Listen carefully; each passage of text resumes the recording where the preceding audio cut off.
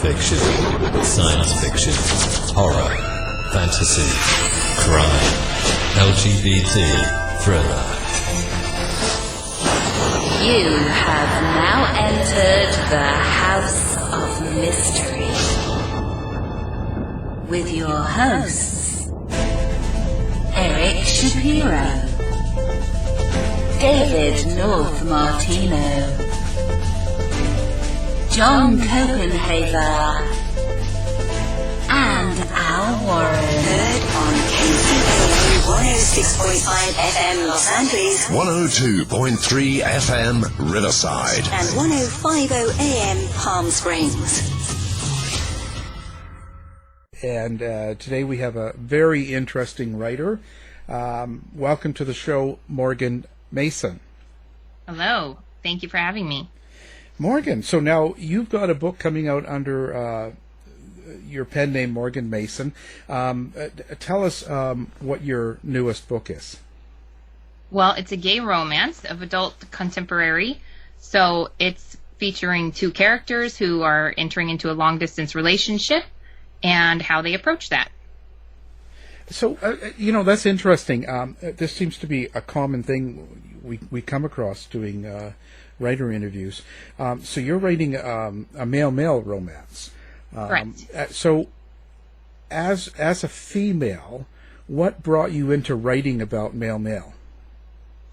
Well, I think I got my origin because I have family who are gay, and it's just sort of been in the back of my mind that there need to be more representation, and that was, I originally got my start as a young adult author because I have a brother who is gay, and watching him grow up and come into the world, that was sort of where my head went, helping him along the way and just seeing a need for more content. But I also was an avid reader of gay romance, so over time it's just evolved into me wanting to create my own stories in the same vein along the same subject matter. So when you create characters for something like this, a male-male, do you take it from, let's say, your brother or other people that you actually know, or are they totally fictionalized? Mostly they're fictionalized. I like to find inspiration in characters. For example, this first book that I'm going to be publishing here under Morgan Mason, I actually took inspiration from a character on a TV show. So I just liked the style and liked the person's job and what they did, so I built my character around that. That's interesting. So, but when you develop that character throughout the book or throughout the story that you're telling, how do you add characteristics to that character? Like, how do you decide what type of person they're going to be?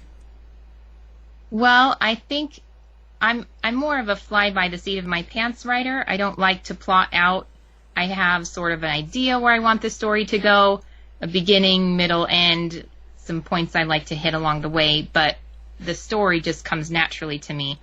So when I'm creating a character, I do like to sit down with a notebook, actually, pen and paper, before I get started and just brainstorm and collaborate. I actually talk a lot with my kids. They help me, and we just pick stuff, and we say, okay, I want them to have this type of a job, but what do you think their friends should be like? Who do you think their family should be? And I sometimes will even use a name generator on the computer to pop up a name, and then we'll just build a story around that person and weave them into the story. Talk about name generators. Blake Allwood. That's a good name that he chose. It's nice. Yeah. So why do you think, like, according to what I hear and see, that a lot of females read male romances, why do you think that is? Well, in all honesty, that question comes around a lot in our circle. It's this sort of a question, I guess, that comes up about, is it misogynistic? Is it, women sort of fantasizing and sexualizing the gay community? And I don't really think that's the case. I think a lot of women get turned off of the stereotypical male-female romance, and they don't typically like the heroine, where she's this damsel in distress, a weak character, she needs rescuing or saving, and a lot of times women, at least in my genre that I've seen and read comments about, want to gravitate toward two strong characters, two strong individuals who come together in maybe a unique way. And I also find a good portion of these readers naturally seem to be more LGBT friendly as compared to maybe a typical male-female reader who just wants to stick to one vein. I heard an interesting comment that perhaps it was because on male-male romance you get more of intimacy and a little bit more of romance from males, which you don't get as much in the straight male world, I guess. Now, I don't know if that's true. I imagine it might be. I think myself, I do enjoy the romantic portion of it. I started out reading male-female, maybe a year ago, and I actually just graduated into male-male because I was following an author who had written a series of male-female relationships, and she branched out, created a new book, sort of an offshoot of a male-male, and it just kind of went from there. I don't think it was anything for me personally that I just, there's more romance, or I guess gravitated toward the content, and I was interested in the characters, and I do think I find the characters to be a little more well thought out, a little more depth to them, because I think in our genre, we're it's a sort of stereotypical role that you would expect to find in maybe a gay character, and authors try to strike away from that. So they're creating these characters who might be a little off the cuff, but also varying greatly, I think, and not so typical what you would find in a straight sort of setting, a sort of weak female, which there are strong heroines out there, of course, but typically it's, this damsel in distress sort of mode, and the male character might not be one to woo. Yeah, well, that's me. I'm the damsel in distress. Now, I find that interesting. So now you've done one book like this with adult male. Do you feel like you're going to do more? Yes, I do have more planned for the series. I actually have 3 more titles already set aside, and I'm about halfway through the second book now. And I plan to do probably 2 more, so in a total of 4, but I would be open to more. And they'd all sort of be in the same world, but not necessarily intertwined. Now, is there any suspense to this, or is this a crime or cozy or anything like that? Or what's the what type of a book is it with male? Just romance? Strictly romance, yeah. It's sort of a vacation fling, and then they live in opposite ends of the country. Actually, one character lives in Seattle and the other in Southern California, and they have to decide after they've had their little romance, is it worth pursuing because of the distance? Now, you came from writing quite a few other books, and you've changed to a pen name of Morgan Mason, and you came as Whitney Cannon. Right. Okay, so as Whitney Cannon, what kind of books were you writing? Along the same vein, gay romance, but young adult. So there were a lot of, it was under 18, I guess I would say. No swearing, no sex on scene, no sex on page, just mild content in typically a high school setting. Wow. So now how many of those have you written? I have 5 books out under that name. And, okay, so how did you get into that? Like, what was that due to your brother? I think primarily, and also my kids. I've got young kids, and I think it was, I don't suppose they're too young yet to know if anybody would fall into that category.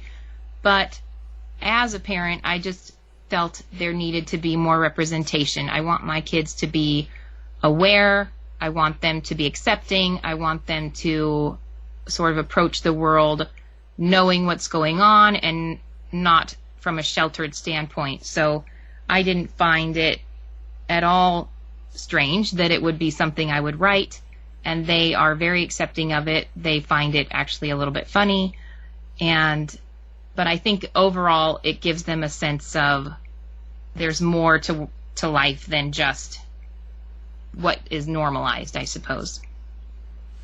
So kind of what is this aimed at teenagers then, or is this not? Is it for adults? Well, it's aimed at teenagers, but I think the case is that probably more typically adults become readers, because I'm not sure how many kids are on the Facebook or Amazon browsing these titles, although I do market myself in young adult reader groups as well. I bet you get some controversy over that. Of writing young adult content? Yeah. Not so much. I haven't really. It's been mostly positive, I think. People who know me, my friends, they all kind of just see it. I'm just that person. I celebrate the LGBT community, and it's just an extension of that from my personal life, which I think is, for me at least in my own world, not controversial. I haven't had anybody approach me online or through any of my readers groups giving any flack or having anything much to say about it. Oh. Well, that's good. Why the change in creating a pen name for adult rather than this? Like, what's the separation there? Well, obviously the content. Also, it was more of protection for for my children, just to have that name be separated from the younger content for readers as well, because I didn't want the two genres to be crossed, or not genres, but young adult and the adult. I didn't want a reader to come along and see, oh, I might like this book, but they're only 16 and it's an adult content novel. So I wanted to just delineate the two and separate that divide. So when someone, when you do one of the Whitney canon books for the younger, is there something you want people to get when they read the book? I feel like it's more just about representation. There's not a strong message. All of my books are sweet. They all have a happy ending. And my mother has read all of my books, and she finds it just funny because most of the characters end up in love with their partner, and it's sort of this forever thing, which she laughs at because typically the characters are 16, 17, 18 and have no concept of the real world. So in terms of a message, I think just that it's just really a happy story, and you can find love as a young person. Often the stories revolve around accepting families. So I like to write more representation in that regard as well, because I know that doesn't happen as a normal thing for a lot of kids, where they don't want to come out. They're worried about what the family's going to say, the parents might say, their community, their schoolmates. So I like to just have everything be, not everything. There are some dramatic moments and one character in particular who does get kicked out of the house. But as a whole, I just like them to be uplifting and something that somebody who's maybe struggling in their own environment might be able to read and find comfort in. So where do you draw influences from? For the young adult? Yeah, like what kind of books do you draw for that? I'm not actually sure.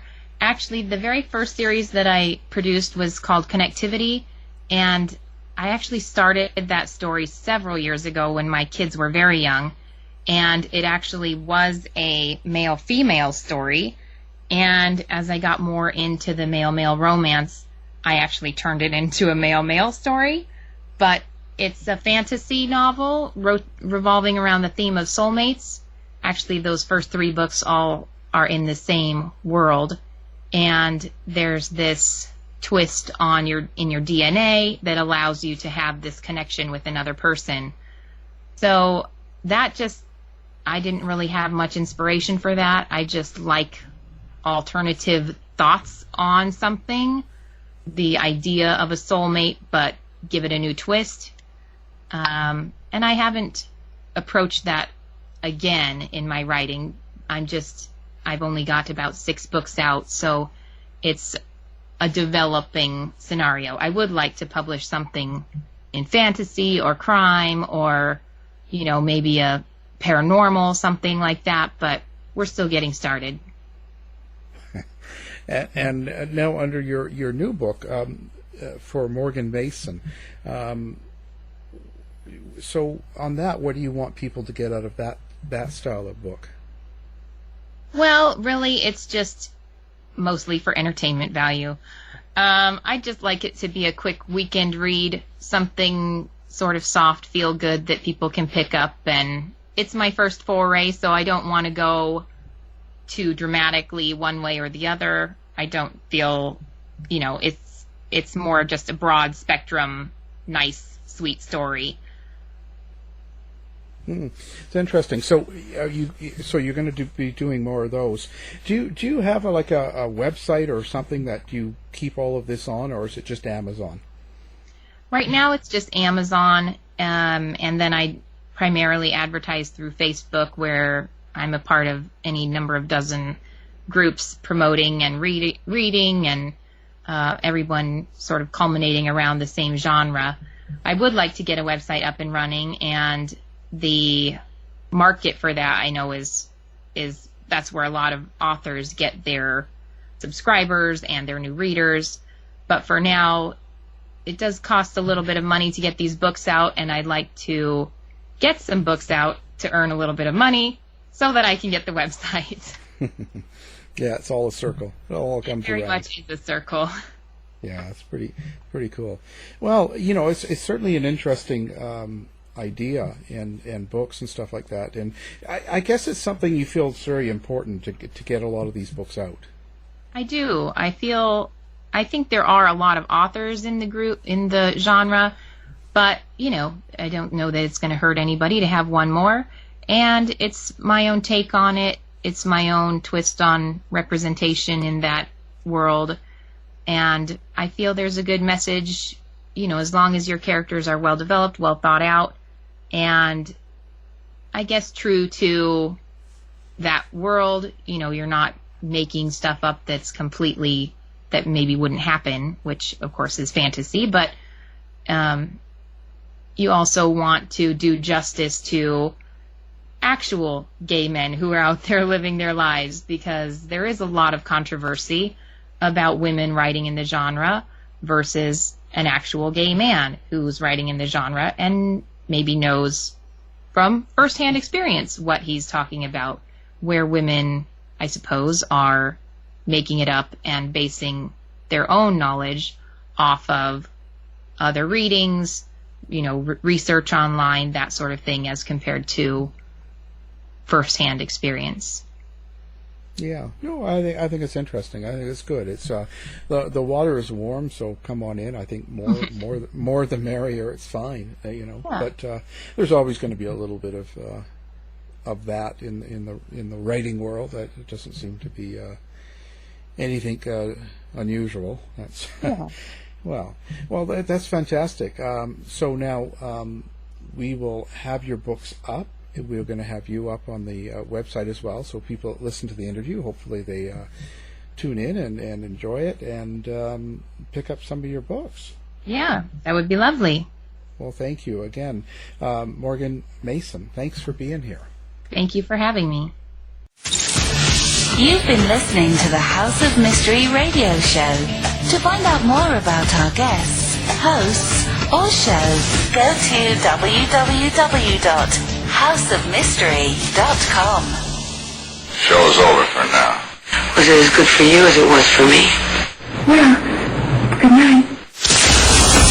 This has been a production of Something Weird Media. I'll be back.